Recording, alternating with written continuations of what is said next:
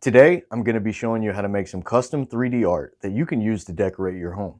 We'll be using mica powder, epoxy, acrylic paint, canvas, and 3D molds.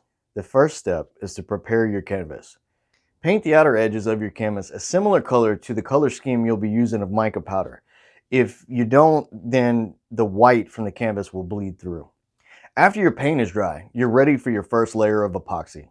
Carefully mix your 2-part epoxy to the appropriate amount. I personally always like to mix a little bit more, that way I can pour it into some molds that I'm going to be using at a later date. Pour your mixed epoxy over the canvas and spread it evenly. Make sure you don't forget the sides. Otherwise you end up with something that looks a little strange. It's alright if you're going to frame it, but I just like to cover all my bases. Pour any leftover epoxy into the mold of your choice. After about 30 minutes, use a torch to remove any bubbles. Repeat this step periodically as needed. Within an hour, your epoxy should be pretty much set and ready to cure overnight.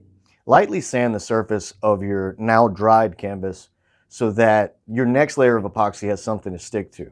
If you skip this step, it is likely to pool, as you see right here. The piece you see right here, I chose to do it that way, but it's a great example. I was going for a time is fluid sort of thing, but you can see how, because of the smoothness of the layer of epoxy, if it's not sanded, some of it won't stick and it'll pool in certain places. Remove the cured epoxy from the mold and paint it the color of your choosing.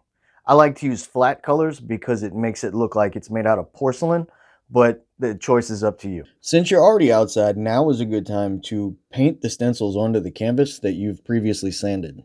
Add a second color for depth as needed. Lastly, mix enough epoxy to cover your canvases with the final layer. After you've covered your canvases, brush your epoxy on your 3D molds, front and back, and then attach it to the canvas as needed. Lastly, don't forget to pop any bubbles. You gotta keep coming back and checking on it while it's curing, but it's pretty much done in an hour. This is a super simple way to decorate your home with some custom art that you made yourself. I really hope to plant the seed that you can do it too. I hear people all the time, they're like, oh, I can never be as talented as you. And it like drives me nuts because I'm like, you know, you're right, as long as you keep saying that.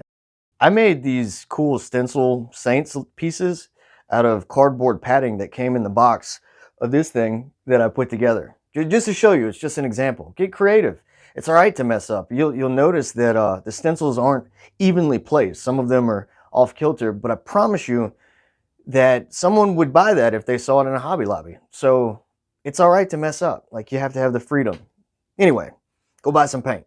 Please give us a like and comment below anything you'd like to see in the future. Thanks for sticking around. Y'all have a great one.